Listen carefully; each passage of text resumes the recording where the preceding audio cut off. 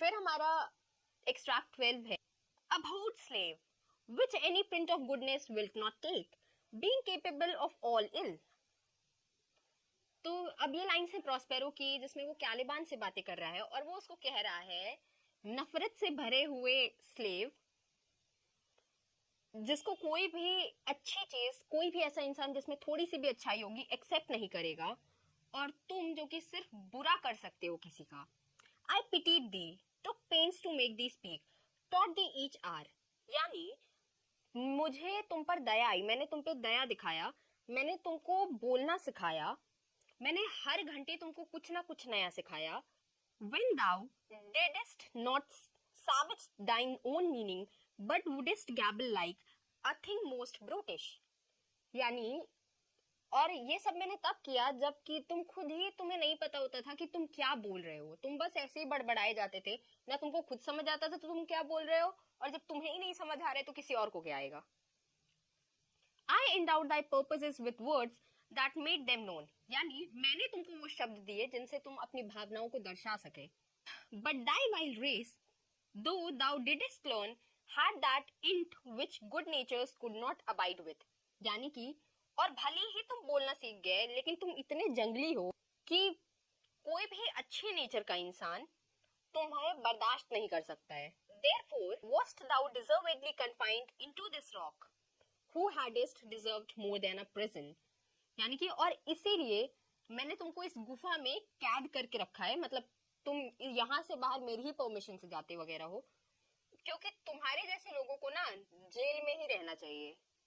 फिर चलते हैं हमारे फर्स्ट क्वेश्चन की तरफ, जो है what has Caliban said due to which Prospero is annoyed with him, यानी कैलिबान ने ऐसा क्या कहा है कि प्रॉस्पेरो से चिढ़ा हुआ है। तो हमारा आंसर है Caliban was not listening to Prospero's order of coming to him. Finally, when he appeared, he wished ill for Prospero by saying, I hope a dew as evil as my mother used to gather from harmful marshlands and applied it with a raven's feather will fall on you. यानी कैलिबान जो था वो Prospero के orders को मान नहीं रहा था, उसके आदेशों का पालन नहीं कर रहा था, और आखिरकार जब वो प्रॉस्पेरो के पास पहुंचा तो कैलिबान ने उसके लिए कुछ बुरा मनाया कि उसके साथ कुछ बुरा हो जाए। उसने कहा कि जो ड्यू ड्रॉप्स, जो शीत की बूंदें मेरी माँ यानी कि सिकोरेक्स, रेवन एक चिड़िया जिसको अशुभ माना जाता है, वो कौवे जैसी ही दिखती है बट वो कौवे से थोड़ी ज्यादा बड़ी होती है, तो उसके पंख से जो शीत की बूंदें मेरी माँ इकट्ठा करती थी मार्शलैंड में से, दलदली इलाके में से, भगवान करे वो तुम्हारे ऊपर गिर जाए। May a hot wind from the south west blow on you and cover you with blisters, और भगवान करे कि साउथ वेस्ट से एक हवा का झोंका आए और तुमको ब्लिस्टर्स से भर दे, यानी तुम्हें छालों से भर दे। Hearing this, Prospero threatened him with the painful things the spirit could do to him, यानी ये सुनकर प्रॉस्पेरो कैलिबान को वार्निंग देता है, उसको याद दिलाता है कि उसके आदेश से कितना कुछ बुरा हो सकता है कैलिबान के साथ अगर वो स्पिरिट्स को आदेश दे दे तो। Upon hearing this, Caliban starts using Prospero for wrongfully taking away the island from him and for mistreating him, और जब ये बात बोलता है प्रॉस्पेरो तो लगता है कैलिबान ये कहने कि तुमने मुझसे मेरा आइलैंड छीन लिया, तुमने मेरे साथ गलत बर्ताव किया।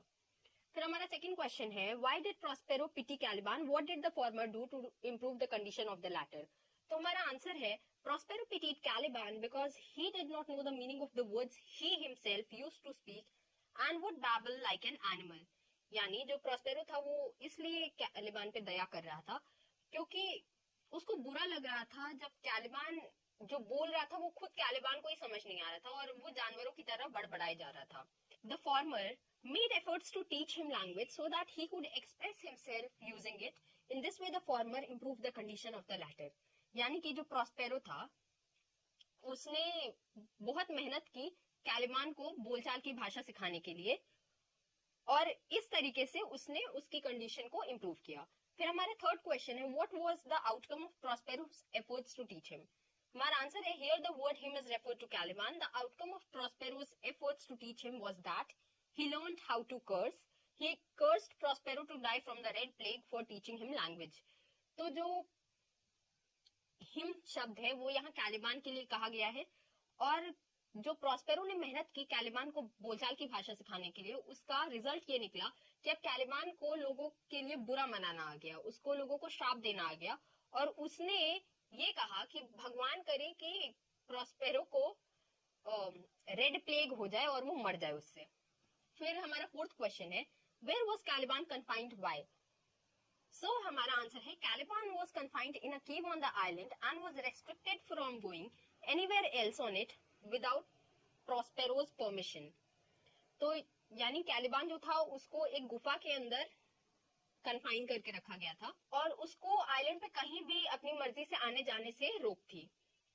He was confined because in spite of Prospero's efforts to civilize him, the latter remained a beast. यानी उसको इसलिए उस केव में रखा गया क्योंकि भले ही प्रॉस्पेरो ने कितनी भी मेहनत की उसको एक सिविलाइज्ड ह्यूमन बीइंग बनाने की, उसको मैनर्स सिखाने की, उसके तौर तरीके सिखाने की, फिर भी वो जानवरों की ही तरह बर्ताव करता रहा। His evil nature made it so that people who were good could not stand to be with him. और उसका नेचर इतना बुरा था कि जो भी लोग अच्छे होते थे वो तालिबान को बर्दाश्त नहीं कर सकते थे। फिर क्वेश्चन 5 है, in what way was Caliban a man in a non civilized condition? हमारा आंसर है, the name Caliban is related to the term cannibal. यानी ये जो नाम है तालिबान वो इंग्लिश के वर्ड कैनिबल से मिलता जुलता है। Elizabethan meaning of cannibal is better described as someone who is a savage, uncultivated, uncivilized and untamed. यानी अब इस शब्द कैनिबल का मतलब होता है कोई ऐसा जो अनसिविलाइज्ड है, मतलब उसको सोसाइटी के तौर तरीके नहीं आते हैं, अनकल्टिवेटेड है, वो मतलब कुछ भी उसमें ऐसा नहीं किया गया है जिससे वो लगे कि एक मॉडर्न इंसान है, लगे कि सभ्य इंसान है, ऐसा कुछ भी नहीं था। When observed closely, Caliban is like an innocent, more like a child who is innocent of the world and its code of behavior. यानी अगर कैलिबान के बिहेवियर को ध्यान से देखा जाए तो कैलिबान किसी ऐसे की तरह है जो इनोसेंट है, जिसको तौर तरीके नहीं आते हैं। When Prospero first came to the island, Caliban did not know how to speak and to express himself. यानी जब शुरू में प्रॉस्पेरो आया था आइलैंड पे तो कैलिबान को तो बोलना भी नहीं आता था और इस वजह से वो अपनी भावनाओं को एक्सप्रेस भी नहीं कर पाता था। Prospero taught him how to speak और Prospero ने उसको बोलना सिखाया। Later in the play, Caliban plots to murder Prospero with the help of Trinculo and Stefano. यानी बाद में Prospero के खिलाफ साजिश करता है Caliban, Trinculo और Stefano के साथ मिलकर। These acts represent Caliban's attempt to survive, but this is not acceptable behavior among civilized men. और अगर हम इसको ऐसे ही देखें इस चीज को तो ये कैलिबान का तरीका है सरवाइव करने का, लेकिन एक सोसाइटी में एक सभ्य लोगों के बीच में ये चीज बर्दाश्त नहीं की जा सकती है। ऐसा नहीं होता है कि तुमको गुस्सा है, तुम किसी का मर्डर करके आ गए, ऐसा एक्सेप्ट नहीं किया जा सकता है। Caliban demonstrated no sense of morality, nor any ability to understand or appreciate the needs of anyone other than himself.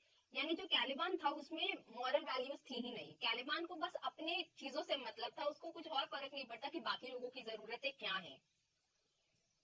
He wants to indulge in his desires without control. वो बिल्कुल बिना किसी कॉन्सिक्वेंसेस के अपने डिजायर्स को enjoy करना चाहता है और जितना सेल्फ सेंटर्डली वो बिहेव करता है उस तरीके से वो किसी जानवर से थोड़ा सा ही बेहतर है। Thus we can say that Caliban is a man in a non-civilized condition. और इन्हीं सब कारणों की वजह से हम ये कह सकते हैं कि कैलिबान एक आदमी है जो एक नॉन सिविलाइज्ड कंडीशन में रहता है। फिर क्वेश्चन 6 है, give the meaning of the following words as they are used in the context of the passage. पहला वर्ड है अबोड। अबोड का मतलब डिस्गस्टिंग,